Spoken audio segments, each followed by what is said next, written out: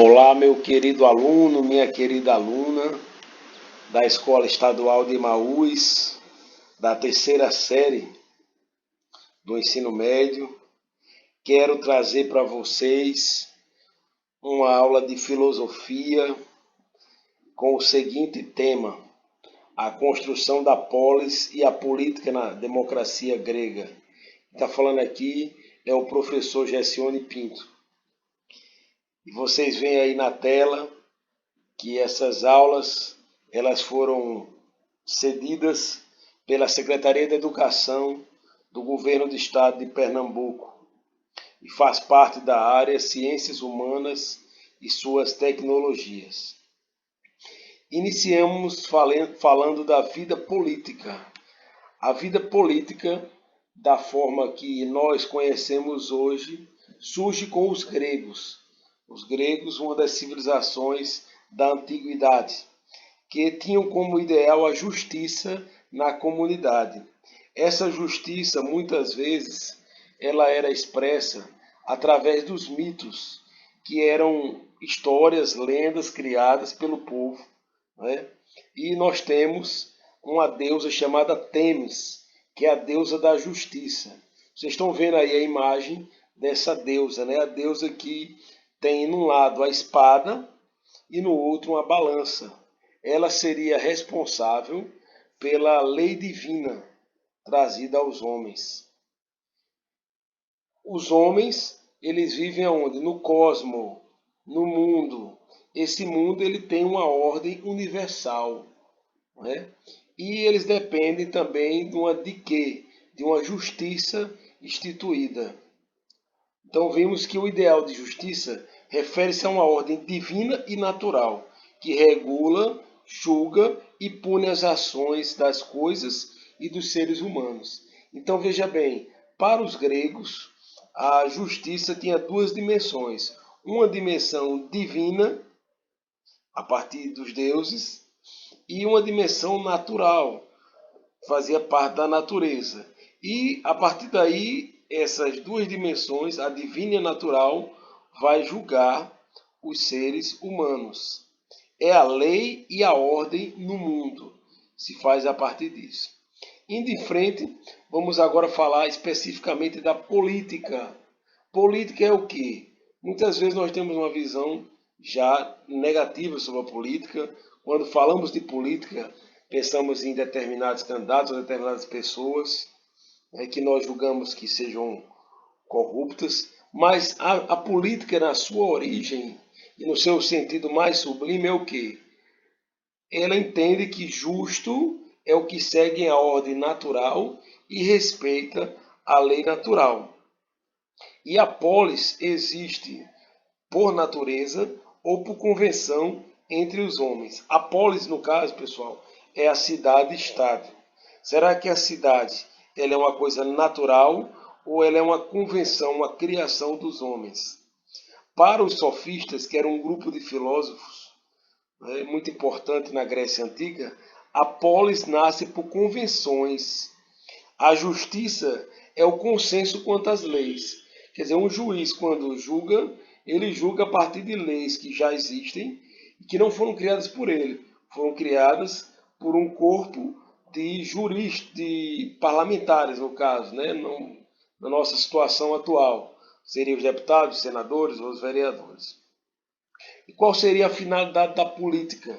É criar e preservar um consenso, uma concórdia. E aí é bem interessante esse conceito, porque sabemos também que a política ela vive enfrentando discórdias, divisões de pensamento. Vocês estão vendo aí, né, uma imagem do caos, do universo, né, das galáxias, certo? Porque para Platão, os seres humanos e a polis têm a mesma estrutura, a alma concupiscente ou desejante. O que é isso? Todo ser humano ele tem desejos e para ele a cidade nasce do desejo humano. Mas também a polis ela tem o seu lado irracível ou colérica, Ou seja, existe a nossa dimensão de cólera, de raiva, né, que está presente na cidade, que muitas vezes se manifesta na violência. E também tem uma dimensão racional ou intelectual, ou seja, os seres humanos usando a sua razão, a sua inteligência para construir a polis, né? A polis também tem uma classe econômica de proprietários de terra, de artesãos, de comerciantes. Não existe cidade que não tenha uma classe econômica, ou seja, pessoas detentoras de riqueza, né? Na época, a riqueza estava muito ligada à terra, ao artesanato e ao comércio. Também existe numa cidade uma classe militar dos guerreiros, né? Que seriam as forças de segurança hoje, né? A polícia militar, o exército, a marinha, a aeronáutica, guarda municipal, etc. Também existe a classe magistrada, que eram aqueles que julgavam, que tinham o poder de julgar. Aí vamos para a finalidade da vida política, né? Nós temos um cartaz aí, político, olha a falta que a ética faz. Quer dizer, é uma campanha, né, da Ordem dos Advogados do Brasil, mostrando um menino, uma criança, num banco de rua, né, ou na rua. E aí nós vemos que na visão da Ordem dos Advogados, o fato das pessoas, os políticos, né, não terem ética, ou uma parte dos políticos não terem ética, desviarem recursos, por exemplo, leva a situações como essa, né? Para Platão, o homem é injusto quanto à alma concupiscente, os apetites e os prazeres. É mais forte do que as outras, dominando-as. Também é injusto quando a alma colérica, a agressividade, é mais poderosa do que a racional, dominando-a. Quer dizer, nós somos seres que podemos ter controle de algumas coisas ou ser controlado por algumas coisas. Nós podemos tentar ter controle da nossa cólera, da nossa agressividade, né? E ter controle dos nossos apetites, dos nossos prazeres. Isso dentro da perspectiva do homem virtuoso, né? Como ele coloca aqui, ó. O homem justo é o homem virtuoso, que tem virtudes. E qual é a virtude? É dominar racionalmente, usando a inteligência, o desejo e a cólera. A justiça ética é a hierarquia das almas, a racional, a superior, que domina as inferiores.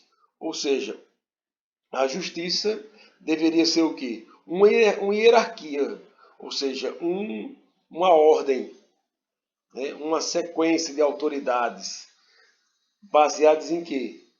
Na razão, para que essas pessoas dominem as inferiores, que não usam a razão.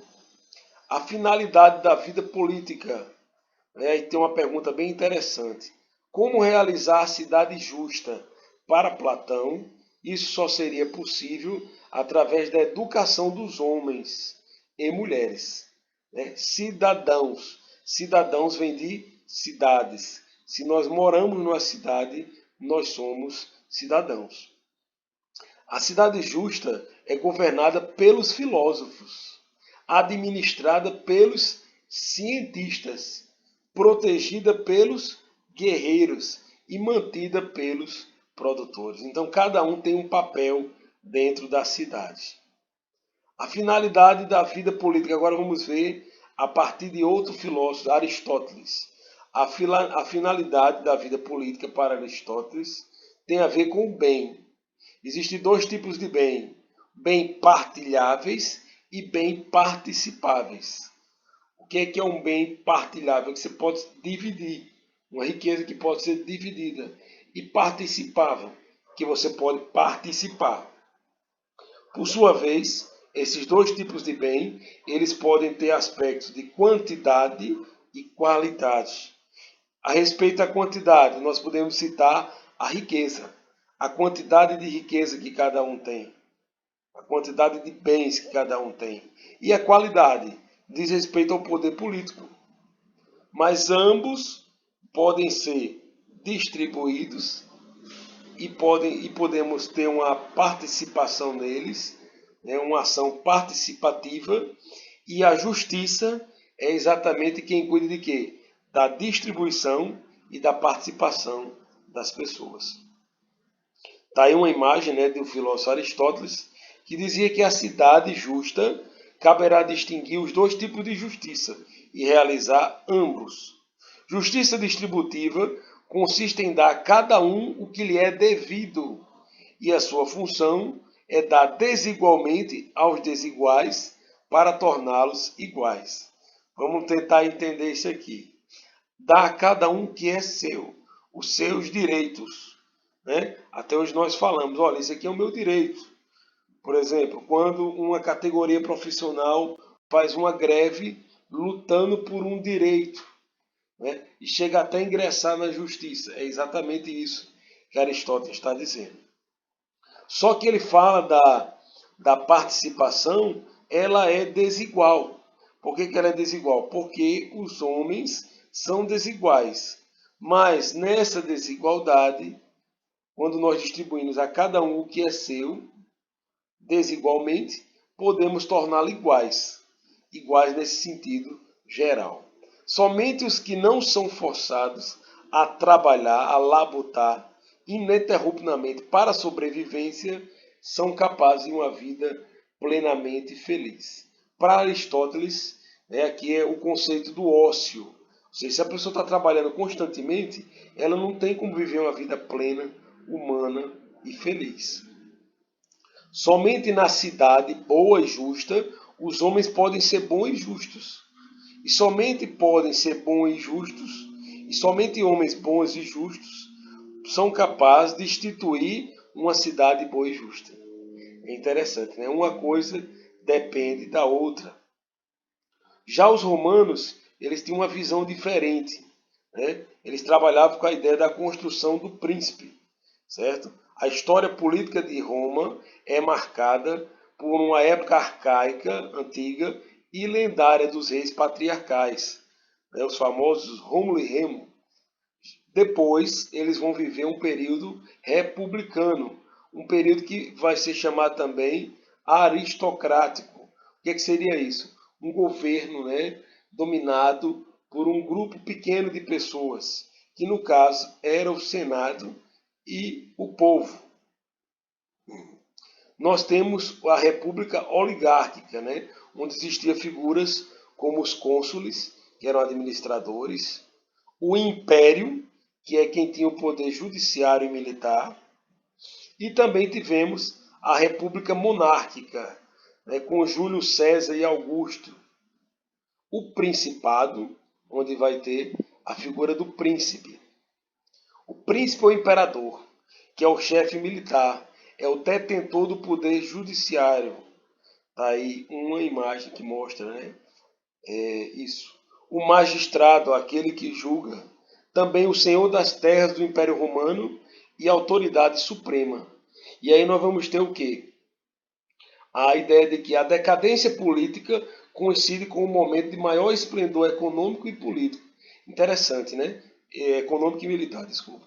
Então você tem uma política em crise no momento de crescimento econômico e militar. Né? Por quê? Porque existia a ausência do príncipe perfeito ou do bom governo. Esse príncipe perfeito ou bom governo é inspirado nas teorias de Platão, que a justiça depende das qualidades morais do governante. O príncipe deve ser o modelo das virtudes. Como ser humano, ele é passional e ele é racional. Ou seja, ele não pode ceder apenas às paixões, nem também apenas à razão. Ele deve ser educado, ele deve ter as virtudes principescas do príncipe, né? Quais são as virtudes principescas? A primeira delas é a sabedoria ou a prudência.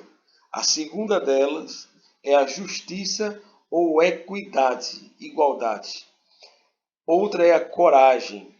Também ele tem que ter temperança ou moderação. Também que tem que ter virtudes propriamente principescas, como a honradez ou disposição, a magnanimidade ou clemência e a liberdade. Os romanos ainda continuam dizendo quais os objetivos almejados pelo príncipe, como nós estamos vendo aí no slide. Um deles é a honra, outro é a glória, outro é a fama. Mas sabemos que existem tiranos ou príncipes viciosos. Esses são o quê? São bestiais, são intemperantes, são passionais, são injustos, são covardes, são impiedosos, são avarentos, são perdulários, são sem honra, sem fama ou glória. São odiados por todos e de todos temeroso. Inseguro e odiado, ele rodeia-se de soldados, vivendo isolado em fortaleza e temendo a rua e a corte. Existe também o poder teológico ou político. Esse está muito ligado ao cristianismo na história, na nossa história ocidental. Mas ele tem uma origem hebraica e romana, como nós vemos aí nessa imagem. Os hebreus, eles tinham um caráter teocrático, ou seja, a ideia de um governo de Deus, onde o poder, em sua plenitude e verdade, pertence exclusivamente a Deus, e por meio de anjos e profetas, ele elege o dirigente ou os dirigentes. Kratos é poder, Theo é Deus. E está na Bíblia e diz assim, na Bíblia fala que por mim reinam os reis e os príncipes governam. O povo hebreu é conhecido como o povo da lei. O cristianismo, ele vai, digamos assim, herdar, certo? A figura dos hebreus, o poder dos hebreus. Em Roma, esses poderes vão estar juntos na figura do imperador. O imperador, para ele, era o primeiro cidadão, onde eles defendiam uma pax romana, ou seja, um período de paz sem guerra, e defendiam que Roma era a cidade eterna. Já a instituição eclesiástica é a igreja, que se constitui à margem do poder político e contra ele, pois os reinos deste mundo serão pouco a pouco vistos como obra de Satanás para a perdição do mundo. Isso era uma visão bem negativa que existia, A seita cristã irá diferenciar-se de outras porque a herança judaica dos primeiros apóstolos e a herança romana dos primeiros padres vai influenciar o vocabulário e o pensamento cristão. Palavras como povo, como lei, como comunidade, como eclésia, como igreja, como reino de Deus e assembleia são palavras desta dupla origem. O crescimento do poder eclesiástico e a queda do Império Romano. O que acontece? O poder religioso é o poder de ligar os homens a Deus e dele desligá-lo. Como assim? Vou falar aqui na maneira cristã. Você liga o homem a Deus pelo batismo e você desliga pela excomunhão. Certo? Também a igreja vai ter um poder econômico, porque ela vai acumular recursos através de dízimos, ofertas e outras coisas mais. E o poder intelectual, o poder da inteligência. Por isso que vão surgir as chamadas teorias políticas teológicas ou teológicas políticas. Primeiro, a Bíblia vai ser traduzida para o latim. A Bíblia foi escrita originalmente em hebraico, aramaico e grego. Mas ela vai ser traduzida para o latim por quê? Porque o latim vai ser a língua dominante. Nós vamos ter código de leis dos imperadores romanos, vai servir. Também as ideias de Platão, de Aristóteles e de Cícero. O poder teocrático, ou seja, a ideia de um poder divino. O rei. E a partir daí vai surgir a ideia do príncipe cristão, que deve reunir as virtudes cristãs. A comunidade e o rei formariam um corpo político. E nesse corpo exista uma hierarquia política e social, considerada ordenada por Deus e natural. Ou seja, a classe social que você está seria a classe social que Deus destinou para você estar. No topo da hierarquia da sociedade, na época, né, se encontrava a figura do Papa e abaixo do Papa o imperador. Por que o Papa abaixo do imperador? Porque era o Papa que coroava o imperador. Como nós estamos vendo aí, né, a figura de um Papa antigo, ou seja, ele num trono com uma coroa de ouro, né? Se Deus escolhe quem deve representá-lo, dando poder ao escolhido, quem é este? O Papa ou o Imperador? Né? Então existia esse debate. Quem está acima, o Papa ou o Imperador? Primeira solução foi dada por juristas de Carlos Magno, ainda na Idade Média. Eles falavam de uma dupla investidura, dizendo que o imperador é investido do poder temporal pelo Papa, que o unge, ou seja, coloca óleo nas suas mãos e o coroa. Já o Papa recebe do imperador a investidura da espada, ou seja, a proteção da igreja, certo? Uma lei régia romana dizia: o governante recebe do povo o poder. Só pode tirar alguma coisa de alguém aquele que tem o poder de dá-la. Isso era a lei romana. Já os cristãos diziam: não, o poder vem de Deus. A segunda solução foi a ideia da eleição e da unção. Né? O imperador é eleito pelos pares para o cargo, mas só tem o poder por meio da unção com os santos óleos, feito pela igreja. Né? Os dois corpos do rei, né, para fortalecer o imperador frente ao papa, se dizia um rei pela graça de Deus. Um rei escolhido e ungido por Deus é a imitação do próprio Jesus Cristo. A partir daí, Jesus Cristo vai ser considerado o rei do universo, né? Vai ser pintado com a coroa, certo? Também existe um corpo humano. Esse corpo humano é perecível e mortal. Mas existe um corpo místico, um corpo político. Em relação ao Papa, dá ao rei uma força teológica. É o Papa que dá essa força em relação aos barões. E o seu cargo passa a ser inviolável. Já os ideais republicanos, como nós vamos ver, vai dizer o quê? Tem a ver com os burgos. O que é os burgos? Eram os muros das cidades. Lá moravam quem? Os burgueses, onde eles tinham as suas corporações de ofício, como se fossem sindicatos, que reuniam pessoas de uma mesma profissão. Isso vai diminuir o poder agrário dos barões, que eram os donos de terra. Nós vamos ter o início do capitalismo comercial ou mercantil. Né? Vai haver luta por franquias econômicas, vai ter também reivindicações políticas, e a briga é a liberdade da república ou o poder teológico político, a vida ativa ou a vida contemplativa. Vida ativa é a vida na política, vida contemplativa é a vida religiosa. Quem vai trabalhar essas ideias vai ser um grande teórico chamado Maquiavel. Né? Maquiavel já do Renascimento, mas existem traços comuns entre os medievais e os renascentistas, que já são modernos. Né? Por exemplo, fundamento anterior ou exterior, vontade ou providência divina, uma ordem natural criada por Deus. Na razão, a racionalidade que governa o mundo e os homens. A instituição de uma comunidade una e indivisa para realizar o bem comum e a justiça. Essa era a característica, né, desse mundo aí na transição entre a Idade Média e a Idade Moderna.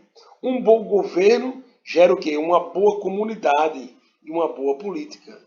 E vão se classificar os regimes políticos em justos, legítimos e injustos e ilegítimos. O pensamento político moderno, também chamado de maquiavelismo, ele diz o seguinte: sempre que pretendemos julgar a ação ou conduta de alguém desleal, hipócrita, fingidor, poderosamente malévolo, que brinca com sentimentos e desejos dos outros, faz a ele promessas que sabe que não cumprirá, usa a boa-fé alheia em seu proveito próprio. Isso é o quê? Maquiavelismo. É um sentimento maquiavélico. Poder que age secretamente nos bastidores, mantendo suas intenções e finalidades desconhecidas para os cidadãos. É aquela história, muita gente não sabe o que está acontecendo. É os bastidores. Né? Afirma que os fins justificam os meios, ou seja, para você chegar a um fim, a um objetivo, você pode usar qualquer meio. Isso é algo extremamente perverso. Está aí a imagem de Maquiavel, né? Ele vai romper, ele vai provocar ruptura maquiavelana, que é o quê? Não admite um fundamento anterior e exterior. Para ele, o desejo dos grandes de oprimir e comandar e o desejo do povo de não ser oprimido nem comandado. A política para ele nasce de lutas sociais e é obra da própria sociedade para dar a si mesmo unidade e identidade. Não é divino, né? Não aceita a ideia de uma boa comunidade política constituída para o bem e a justiça. Né? Ele tira esse idealismo da política. Ele recusa também a figura do bom governo encarnada no príncipe virtuoso. Né? Não aceita a divisão clássica dos três regimes políticos: monarquia, né, governo de um rei, né, aristocracia, governo daqueles que são donos das terras, e democracia, governo do povo.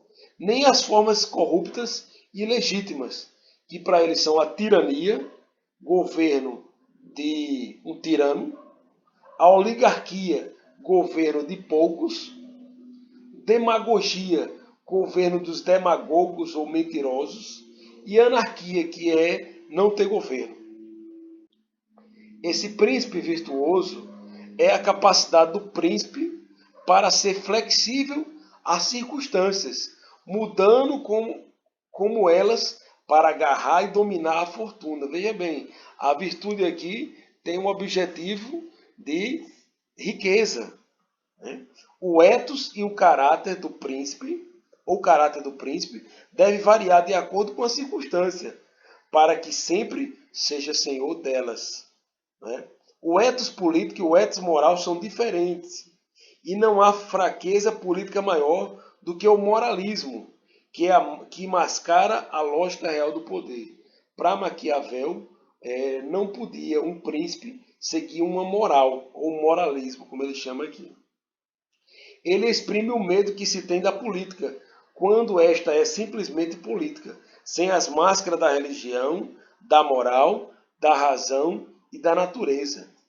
Então, meus queridos, com isso nós encerramos. Está aqui a bibliografia que nós utilizamos e eu quero passar para vocês agora um exercício.